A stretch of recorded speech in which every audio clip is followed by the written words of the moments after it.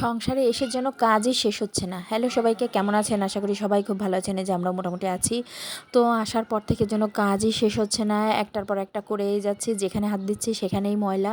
তো কী আর করা যাবে, অনেক দিন যেহেতু ছিলাম না। তো এখানে বাবুর জন্য একটু নুডলস রান্না করে নিচ্ছি। নুডলসের ভিতরে একটু টমেটোও দিয়েছি।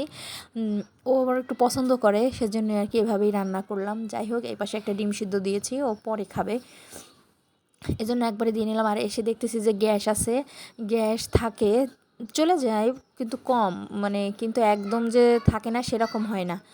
তো এখানে নুডলস রান্না করার পরেও যেন কাজ 2 দিন ধরে একাধারে কাজ করে যাচ্ছি, তারপরেও যেন শেষ হচ্ছে না। সব গোছগাছ করতে হচ্ছে, সব কিছু বের করে যেখানে হাত দিচ্ছি, জামা কাপড় গোছাতে গেলে মনে হচ্ছে কি সবগুলোই ধুলা, আবার সেটা বের করে আবার মুছে আবার রাখতে হচ্ছে। তো এই যে জালনা টালনা পর্দা টর্দাও কাচা হয়ে গেছে, বেডশিটও পরিষ্কার করা হয়ে গেছে, ধোয়াই শেষ হচ্ছে না একটার পর একটা।